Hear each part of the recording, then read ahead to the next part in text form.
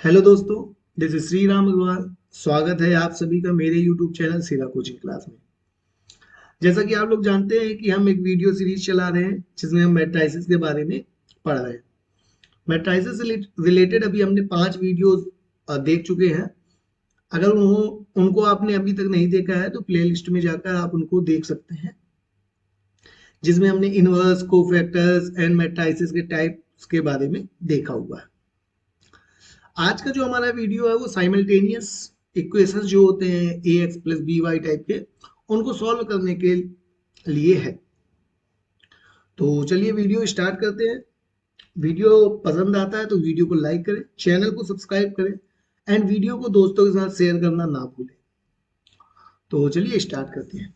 सबसे पहले हम बात करें कि साइमल्टेनियस इक्वेशन होती किस टाइप की है।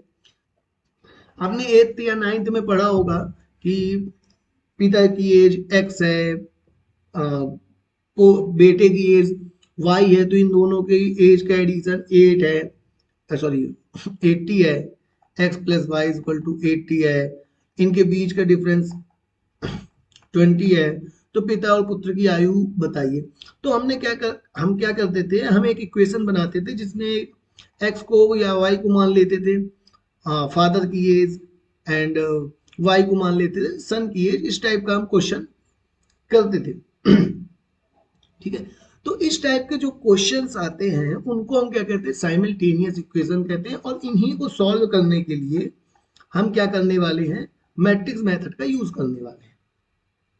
ठीक है, तो आइए यहाँ पास हम 2 वेरिएबल देखते थे। अगर हमारे पास 3 वेरिएबल है, 4 वेरिएबल है या इनसे ज्यादा कुछ वेरिएबल्स आते हैं तो उनको सॉल्व करने के लिए हम मैट्रिक्स का किस प्रकार यूज कर सकते हैं वो हम आज के इस वीडियो में देखने वाले हैं। अगर हम उस एग्जांपल को देखें तो a11x1 plus a12x2 plus a13x3 is equal to b1 था। एंड दूसरा क्या था, a21x1 plus a22x2 plus a23x3 is equal to b2। And तीसरा था a31x1 plus a32x2 plus a33x3 is equal to b3। अभी हमने माना है कि हमारे पास 1 2 3 सिस्टम है, मतलब एक सिस्टम में 3 इक्वेशंस हैं, 3 इक्वेशंस हैं एंड 3 वेरिएबल्स है, 1 x1 दूसरा x2 एंड x3, 3 वेरिएबल्स हैं। ठीक है, तो अब हम क्या करना चाहते हैं, इस मैट्रिक्स को हम चेंज करना चाहते हैं ax इक्वल टू b के फॉर्म में। वेयर इस a को हम क्या बोलते हैं, कोफिशिएंट मैट्रिक्स, कोफिशिएंट मैट्रिक्स। इस a को, इस x को कहते हैं वेरिएबल कॉलम मैट्रिक्स एंड ये भी कहलाता है constant column matrix, constant matrix या कांस्टेंट कॉलम मैट्रिक्स। तो देखिए क्या होता है, इस ए में हम क्या करते हैं, जितने भी वेरिएबल हैं उनके क्या बनाते हैं, कॉलम बनाते हैं। जैसे हमारे पास कितने वेरिएबल है, 1 2 3, तो यहाँ पास कितने कॉलम बनेंगे, एक x1 का कॉलम, एक x2 का कॉलम, एक x3 का कॉलम। और हमारे पास जितनी रो होती हैं उतनी क्या बनती हैं, जितनी इक्वेशंस होती है उतनी क्या बनती है, रो बनती है। तो ये इक्वेशन 1 है, ये इक्वेशन 2 है एंड ये इक्वेशन 3 है। अब हमको क्या करना है, हमको x1 का इक्वेशन 1 में जो भी वैल्यू दी हुई है, कांस्टेंट दिया हुआ है, कोफिशिएंट दिया, उसको यहाँ पुट करना। तो ये देखो ये हो जाएगा a11। फर्स्ट इक्वेशन में x2 का कोफिशिएंट क्या है, a12, तो ये आ गया a12 एंड यहाँ पास क्या है a13, तो ये आ गया a13।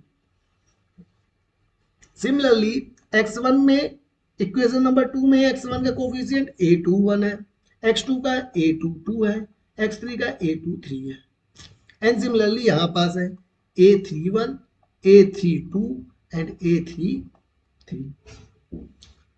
ठीक है, तो ये बन गया आपका ए मैट्रिक्स, जिसको हम क्या कहते हैं, कोफिशिएंट मैट्रिक्स। और कोफिशिएंट किसके, x1 के, y, x2 के एंड x3 के, मींस जो हमको वेरिएबल दिया है। अब देखो ये तीसरा आता है, ये क्या, दूसरा मैट्रिक्स आता है x। x क्या है, कॉलम मैट्रिक्स है। और कैसा कॉलम मैट्रिक्स होगा, वेरिएबल्स का। तो यहां पास वेरिएबल कितने हैं, एक x1 है, एक x2 है, एक x3 है। ठीक है। और कॉलम मैट्रिक्स बोला है तो आपको मैंने पिछले लेक्चर्स में बताया है, कॉलम मैट्रिक्स मींस जिसमें नंबर ऑफ कॉलम 1 हो एंड नंबर ऑफ रो कितनी है, फाइनाइटली मैनी हो सकती है। ठीक है। एंड सिमिलरली यहाँ इक्वल के साइन में क्या आ जाएगा, B1 B2 एंड B3। ये भी एक कॉलम मैट्रिक्स है, B1 B2 एंड B3। इसको हम बोलते हैं कांस्टेंट मैट्रिक्स। ठीक है। तो इस स्ट्रक्चर को हम बोलते हैं matrix form of the system of linear equation. Matrix form of the system of simultaneous equations. ठीक है। तो ये कहलाता है matrix form of the system of simultaneous equation. Clear है बात। अब हम इसका पूरा एक स्ट्रक्चर देखते हैं, स्ट्रक्चर किस प्रकार का दिखता है अगर हमारे पास n वेरिएबल्स है तो देखिए पिछली स्लाइड में हमने क्या बताया कि हमारे पास कोई भी एक इक्वेशन दी हुई है, तो एक सिस्टम दिया हुआ है, तो उसका हम क्या करते हैं, जितने वेरिएबल हैं उनको कॉलम में फिट किया, तो ये एक कॉलम आ गया x1 का, ये x2 का, ये xn का। ठीक है। अब जितनी भी हमारे पास इक्वेशन दी हुई है, हर इक्वेशन में x1 के कोफिशिएंट, x2 का कोफिशिएंट, xn का कोफिशिएंट, जो भी होगा उसको हम क्या करेंगे, पुट कर देंगे। ठीक है। तो ये आपने x1 x2 x3 के कोफिशिएंट्स को पुट कर दिया। इसी प्रकार सेकंड इक्वेशन का सेकंड रो में, थर्ड इक्वेशन का थर्ड रो में एंड nth इक्वेशन का nth रो में। क्लियर है बात। अब हम क्या करते हैं, अब हमने x वाले का क्या किया, जितने भी वेरिएबल थे उनको एक कैपिटल X नाम का कॉलम मैट्रिक्स बनाया, उसमें रख दिया, एंड b में क्या कर दिया, कांस्टेंट कर दिया। तो ये आपका हो गया जनरल फॉर्म। और जो पीछे मैंने बताया वो क्या था, स्पेसिफिक फॉर्म, जब आपको 3 वेरिएबल्स हो और 3 ही इक्वेशंस हो। ठीक है। और यहां पास क्या है, n वेरिएबल्स है, देखो n वेरिएबल्स है। ठीक है। और आपके पास इक्वेशन कितनी है, m इक्वेशंस है, and this form is called matrix form of the equations. ठीक है। तो मैट्रिक्स फॉर्म आई होप आपको क्लियर होगा। अब हम इसकी हेल्प से क्या करते हैं, सिस्टम को सॉल्व करना सीखते हैं। तो अभी हमने मैट्रिक्स फॉर्म सीखा कि मैट्रिक्स इक्वेशन को मैट्रिक्स में कैसे कन्वर्ट करते हैं। अब हम ये देखेंगे कि उस कन्वर्जन के बाद हम साइमल्टेनियस इक्वेशन को कैसे सॉल्व कर सकते हैं। तो आइए नेक्स्ट स्लाइड में चलते हैं। देखिए अभी मैंने आपको बताया ना कि साइमल्टेनियस इक्वेशन को कैसे सॉल्व करते हैं। तो ये आपके पास 3 वेरिएबल का दिया था, इसको आपने सॉल्व किया, किस फॉर्म में कन्वर्ट किया, मैट्रिक्स फॉर्म में। ये क्या है, constant, sorry coefficient matrix, coefficient matrix, ये वेरिएबल मैट्रिक्स एंड ये कांस्टेंट मैट्रिक्स। ठीक है, वेरिएबल मैट्रिक्स। क्लियर है बात। अब अपन नेक्स्ट में चलते हैं। नेक्स्ट क्या होगा कि इसको हम सॉल्व कैसे करेंगे। तो अब हम देखते हैं कि हम साइमल्टेनियस सिस्टम का, जो लीनियर इक्वेशन का साइमल्टेनियस सिस्टम है, उसका एक सॉल्यूशन कैसे फाइंड करेंगे। ठीक है। तो सॉल्यूशन फाइंड करने के लिए हमको क्या करना है, सबसे पहला स्टेप क्या है, rearrange the simultaneous equation in matrix form. ये फॉर्म है, इन मैट्रिक्स फॉर्म Ax = b। ठीक है। अब यहां एक 2 मिनट की इंपॉर्टेंट बात ये है कि इस एडजॉइंट मेथड का, इस मेथड को क्या कहते हैं, एडजॉइंट मेथड। तो इस एडजॉइंट मेथड का हम यूज तभी कर सकते हैं जब आपके पास n वेरिएबल्स दिए हों एंड n ही इक्वेशंस दी हुई हो। मतलब number of equation is equal to number of variables. अगर दोनों की वैल्यू सेम नहीं है, मीन नंबर ऑफ इक्वेशन कम है नंबर ऑफ वेरिएबल से या ज्यादा है, तो आप इस मेथड का यूज नहीं कर सकते हो। ये मेथड तभी यूज होगी जब आपका number of equation number of variable से इक्वल हो। ठीक है। ऐसा इसलिए होता है क्योंकि आपने पिछले उसमें देखा होगा कि यदि यहां मैं एक रो एक्स्ट्रा ले लेता हूं, मीन्स एक इक्वेशन एक्स्ट्रा ले लेता हूं, A4 1x plus A4 2y plus A4 3z is equal to B4।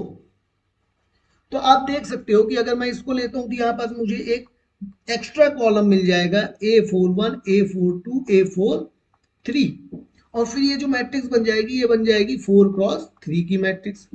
और आपको पता है कि इनवर्स जो निकलता है या एडजॉइंट जो निकलता है वो किसका निकलता है, केवल एडजॉइंट किसका निकलेगा, वो निकलेगा केवल स्क्वायर मैट्रिक्स का। मैंने बताया था आपको पिछले वीडियोस में, आप देख लीजिएगा। इनवर्स किसका निकलता है, केवल स्क्वायर मैट्रिक्स का। ठीक है, इसलिए हमको नंबर ऑफ जो इक्वेशंस हैं वो नंबर ऑफ वेरिएबल के इक्वल होनी चाहिए, अदरवाइज हमारा काम फेल हो जाएगा, हम इस एडजॉइंट मेथड को यूज नहीं कर पाएंगे। ठीक है, तो पहला काम क्या हो गया, rearrange the simultaneous equation in the form of ax equal to b। अब ये जो हमारा a निकला है उसका क्या निकालना है, find the determinant of a। Second step में करना है डिटर्मिनेंट फाइंड करना है। थर्ड स्टेप में क्या करना है, अब थर्ड स्टेप में इस डिटर्मिनेंट को हमको देखना है, determinant a is not zero then inverse exist.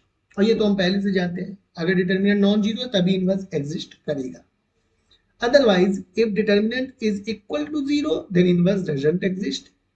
अगर इनवर्स एग्जिस्ट नहीं होगा तो ये जो थ्योरम है, ये जो मेथड है वो फेल हो जाएगी। Then adjoint method will fail. If determinant a is equal to zero, then inverse a doesn't exist and adjoint method will fail. If determinant not zero, inverse exist होगा, then find adjoint a and find a inverse। और a inverse find हो जाएगा तो हम एक नया equation बनाएंगे इसी को लेके, ये ax इक्वल टू b है, इस a को हम दूसरी तरफ ले जाएंगे तो ये क्या हो जाएगा, x equal to a inverse b। और ये मैट्रिक्स कितने का है, x जो है वो x कॉलम मैट्रिक्स है ना, कॉलम मैट्रिक्स कितने का है, n क्रॉस 1 का। a इनवर्स कितने का है, n क्रॉस n का। एंड b कितने का है, n क्रॉस 1 का। तो ये देखो ये दोनों कैंसिल हो जाएंगे तो बचेगा क्या, n equal to n cross 1, और ये दोनों आपस में इक्वल हो जाएंगे। यहाँ पास x y z and so on है और यहाँ पास कुछ कुछ नंबर आ जाएंगे। तो इससे हमको क्या मिल जाएगा, x की वैल्यू, y की वैल्यू एंड z की वैल्यू, एंड इसी तरह जितने वेरिएबल होंगे उनकी वैल्यू। तो आई होप आपको प्रोसीजर क्लियर होगा। अब हम इसका एक क्वेश्चन करते हैं, उस पर अगर हम उसको देखेंगे और उससे हम क्या करेंगे, जल्दी ही मेथड को और अच्छी तरीके से समझ पाएंगे कि ये मेथड कहना क्या चाह रही है। ठीक है, तो चलिए आइए एग्जांपल देखते हैं। देखिए क्या दिया हुआ है, find the solution of following system of linear equation by adjoint method. ठीक है, तो एडजॉइंट मेथड का सबसे पहला स्टेप क्या कहता है, step first solution. Step first क्या कहता है कि जो भी सिस्टम दिया हुआ है x plus 2y plus 2z is equal to 1, 2x plus 2y plus 3z is equal to 3 and x minus y plus 3z is equal to 5। तो इसका आपको क्या करना है, इसका आपको सबसे पहले रीअरेंजमेंट करना है। रीअरेंज, इसको मैं नाम 1 दे देता हूं, system 1 in ax is equal to b form. ठीक है, तो यहां से देखिए a क्या मिलेगा, a मिलेगा हमको कोफिशिएंट मैट्रिक्स है ना, तो x y z तीन कोफिशिएंट सॉरी वेरिएबल, तो इनके कोफिशिएंट क्या होंगे 1 2 3, सेकेंड वाले का 2 2 3 एंड थर्ड वाले का 1 -1 3 इज इक्वल टू ये इनटू आ जाएगा into x y z and is equal to 1 3 5। तो ये आपकी मैट्रिक्स हो गई A, ये मैट्रिक्स हो गई X and this matrix is called matrix B। तो आप देख सकते हैं A into X equal to B का फॉर्म आ गया। अब हमारा सेकेंड स्टेप क्या कहता है, सेकेंड स्टेप कहता है, ये स्टेप फर्स्ट है, स्टेप फर्स्ट। स्टेप सेकेंड क्या कहता है, फाइंड डिटर्मिनेंट। स्टेप सेकेंड हमको क्या करना है, डिटर्मिनेंट फाइंड करना है, किसका, A का। तो A का डिटर्मिनेंट देखिए क्या आएगा 1 2 3 2 2 3, ये देखिए ये मैट्रिक्स दी हुई है 1 -1 3। आप इसको सॉल्व करिए, क्या आएगा डिटर्मिनेंट, ये देखिए फर्स्ट एलिमेंट 1 है। अगर आपसे डिटर्मिनेंट निकालते नहीं बन रहा है तो आप पिछला वीडियो देख सकते हैं कि वीडियो में हम डिटर्मिनेंट कैसे फाइंड करते हैं। ठीक है, मैं यहाँ सीधे कर रहा हूँ, तो ये 3 2 जा 6 -3 एंड +3 और ये हो जाएगा -2 -2।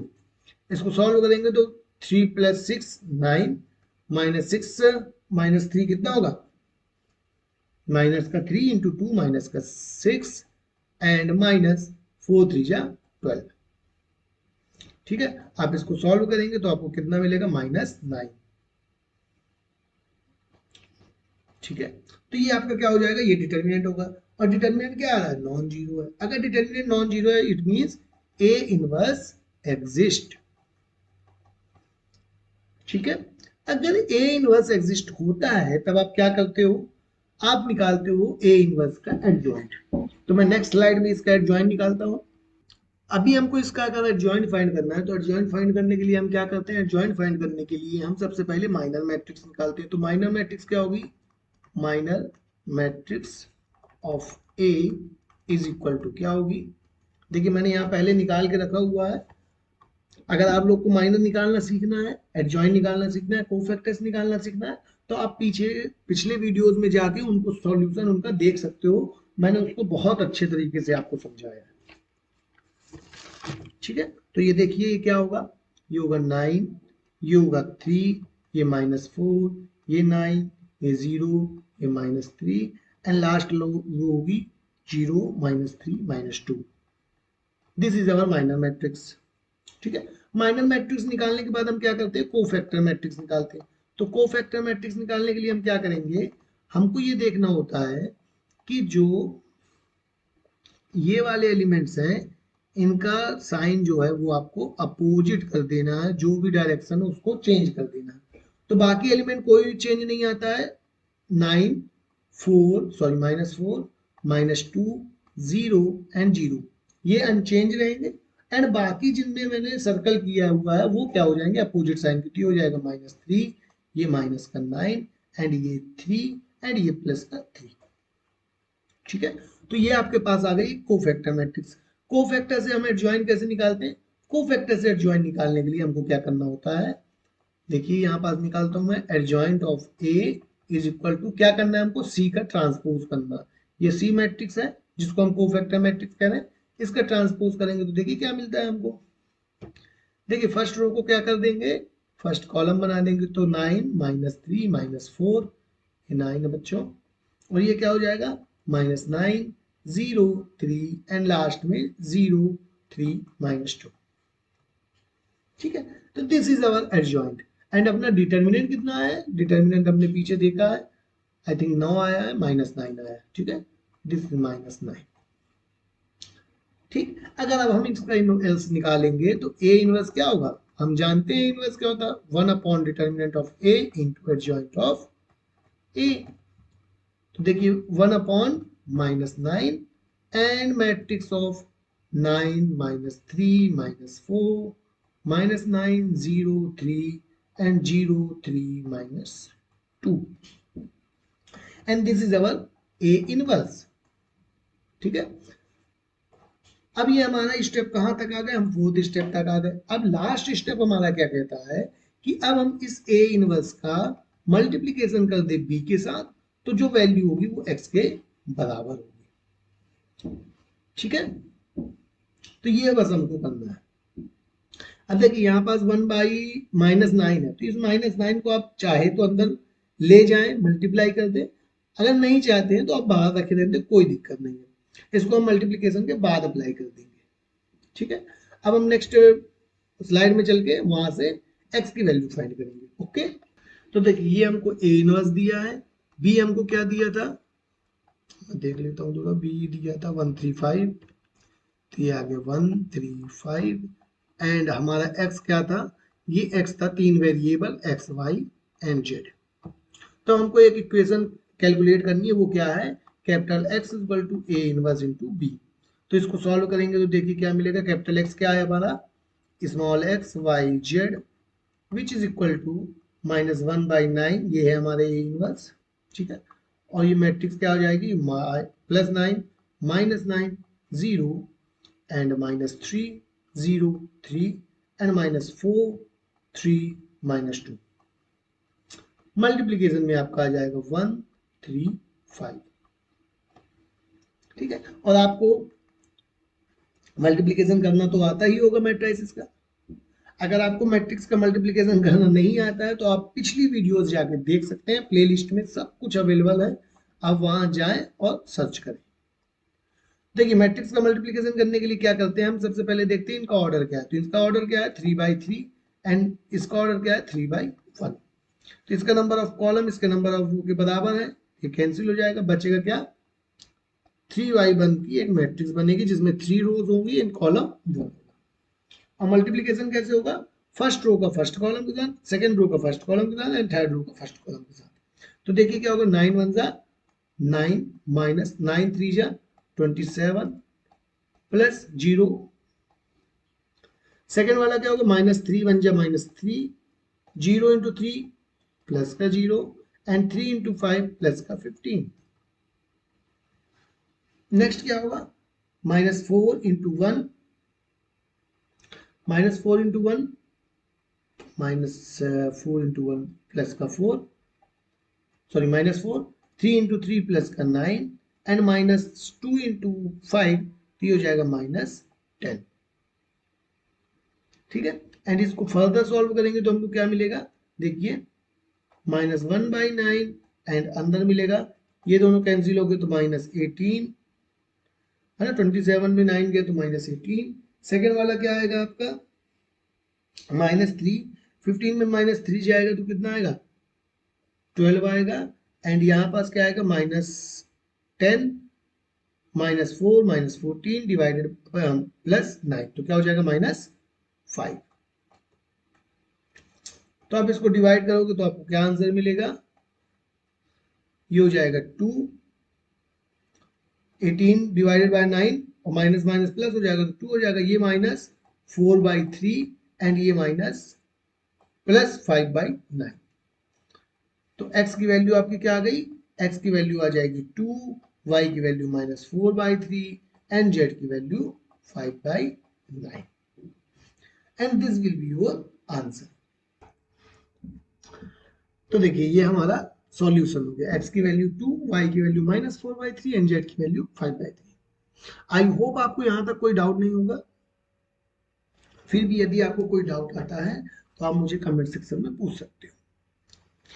चलिए अब इसी का एक और एग्जांपल कर लेते हैं जिससे हमको ये मेथड बिल्कुल अच्छी तरह से क्लियर हो जाए और इसकी तरफ से हम क्लीन शीट आ जाए, ठीक है। तो एक छोटा सा एग्जांपल है उसको और करते हैं, 3/3 का ही है, ठीक। तो ये आपको एक मैट्रिक्स दी हुई है जहां हमको क्या दिया हुआ है 2x + 3y + 4z = 1, x + 5y + 7z = 15 and 3x + 11y + 13z = 25।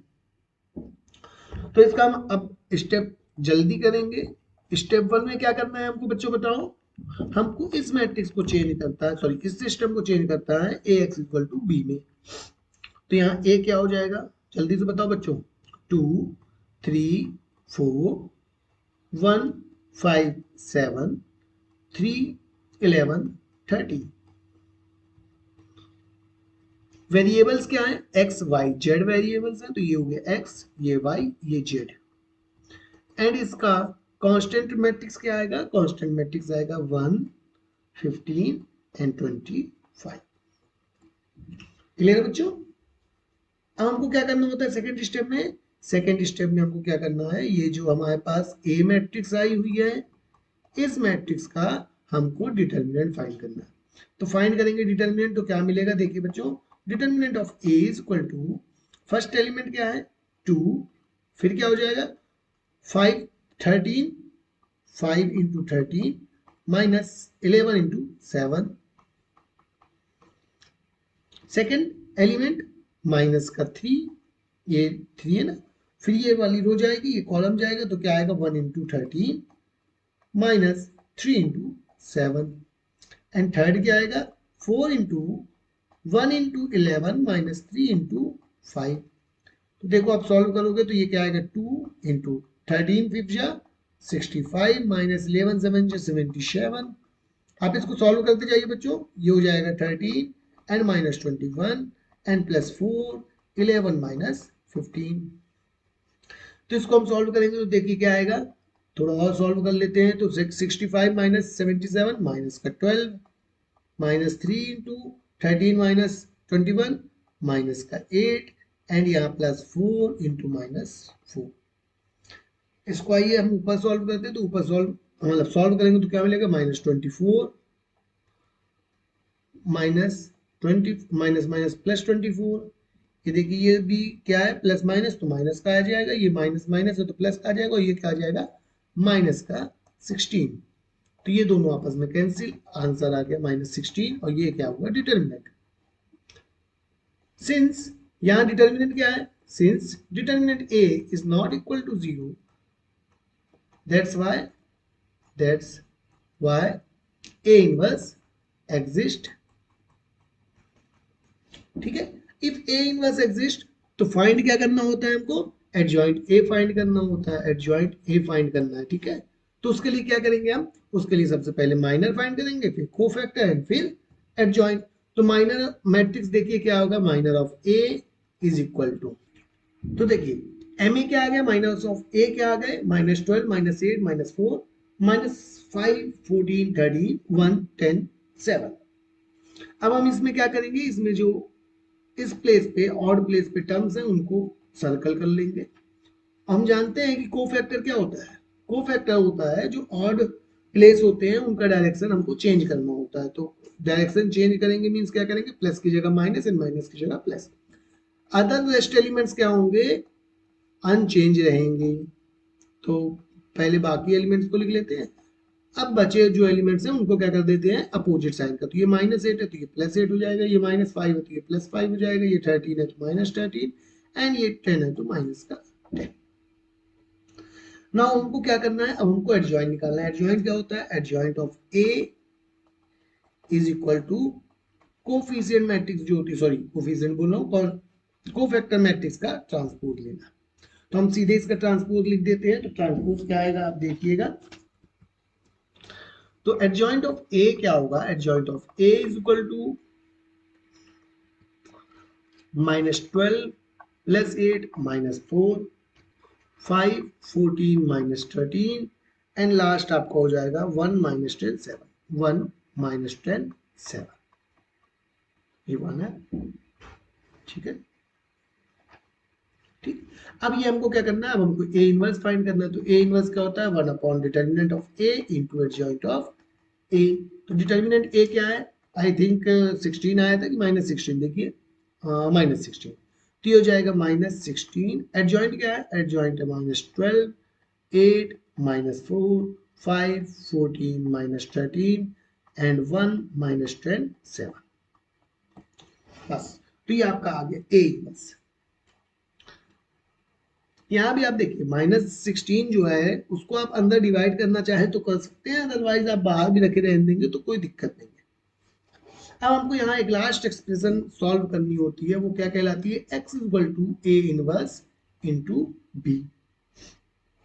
तो देखिए x क्या है, x होता है स्मॉल x y z जो 3 वेरिएबल्स होते हैं इनटू ए इनवर्स क्या है, ए इनवर्स है माइनस 1/16 एंड ए इनवर्स का एडजॉइंट क्या है माइनस 12 8 माइनस 4 5 14 माइनस का 13 1 माइनस 10 एंड 7।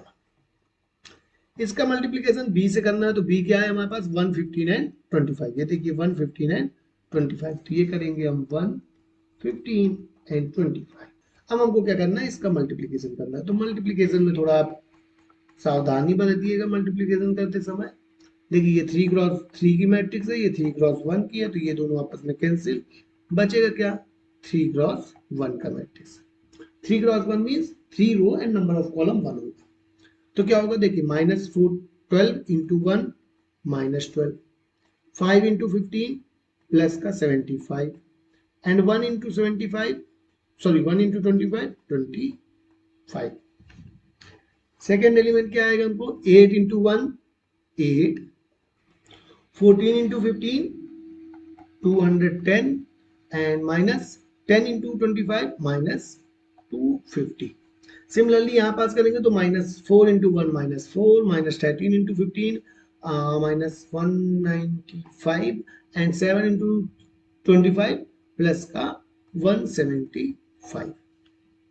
ठीक है, तो अब आप इसको जोड़ के देखिए कितना आता है, आप अपने एंड पे जोड़िए, मैं इसको जोड़ता हूँ कितना आता है। तो देखिए 75 प्लस 25 हो जाएगा 100, 100 में -12 कैंसिल होगा तो ये हो जाएगा 88 प्लस का यहाँ पास क्या होगा 240 में से 250 गया, सॉरी 210 में से 250 गया तो 48 में से 8 गया तो क्या हो जाएगा माइनस का 32 एंड यहाँ पास क्या हो जाएगा -195 में से 175 कैंसिल होगा तो कितना बचेगा -20 एंड -20 और -4 क्या हो जाएगा -24। अब हम क्या करेंगे 16 को अंदर मल्टीप्लाई कर देंगे और -1 को भी कर देंगे तो क्या आ जाएगा, ये हो जाएगा -88 डिवाइडेड बाय -16, सॉरी माइनस तो पहले लगा दिया, प्लस का 16 आएगा। ठीक है, एंड सेकंड क्या हो जाएगा आपका, सेकंड हो जाएगा 32 डिवाइडेड बाय 16 एंड थर्ड हो जाएगा 24 डिवाइडेड बाय 16। ठीक है, आप डिवाइड करिए क्या मिलता है, देखिए ये 8 से कैंसिल हो जाएगा तो हो जाएगा -11/2। सेकंड वाला किससे कैंसिल होगा, पूरा कैंसिल हो जाएगा तो ये आ जाएगा 2 एंड थर्ड वाला कैंसिल होगा 8 से तो 3/2 आ जाएगा आपका आंसर। ठीक है, तो यहां से आप देखेंगे तो x की वैल्यू आ जाएगा -11/2, y की वैल्यू आ जाएगी 2 एंड z की वैल्यू आ जाएगी 3/2। आप इन वैल्यू को चाहे तो इक्वेशन में रख के देखिएगा तो आपको इक्वेशन जो है वो सेटिस्फाई मिलेंगी। ठीक है, तो आज के लिए बस इतना ही। आई होप आपको पूरी मैट्रिक्स का जो ये एडजॉइंट मेथड है जिसके थ्रू हम क्या कर रहे हैं, पूरा एक सिस्टम ऑफ लीनियर इक्वेशन को सॉल्व कर रहे हैं।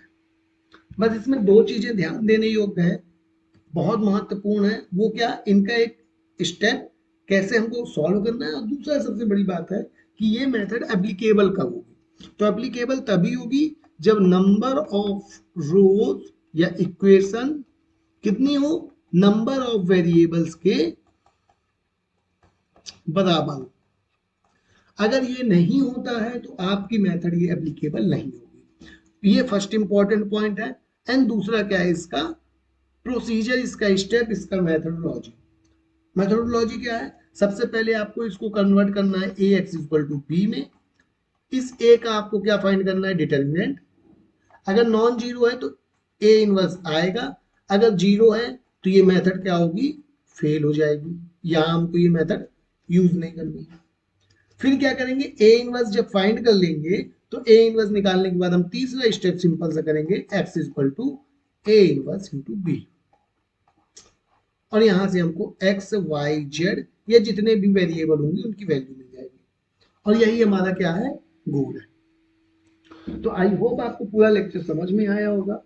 मैं फिर से बोल रहा हूं, यदि आपको डिटर्मिनेंट में कोई डाउट आता है, इनवर्स निकालने में कोई डाउट आता है, माइनर में और कोफैक्टर क्या होते हैं, ये दो मैट्रिक्स का मल्टीप्लिकेशन कब होता है, इन सब में अगर आपको कोई भी क्वेरी है, कोई भी डाउट है तो आप पीछे वीडियोस देख सकते हैं, प्लेलिस्ट में उनका लिंक पड़ा हुआ है, वो वीडियोस पड़े हुए हैं, तो वहां जाके आप उनको देख सकते हैं। आज के लेक्चर के लिए बस इतना ही। नेक्स्ट लेक्चर में हम साइमल्टेनियस इक्वेशन की एक प्रॉब्लम और देखेंगे और फिर उसके बाद हम आगे बढ़ेंगे रैंक ऑफ मैट्रिक्स में। ठीक है, तो बने रहिए सिरा कोचिंग क्लास के साथ।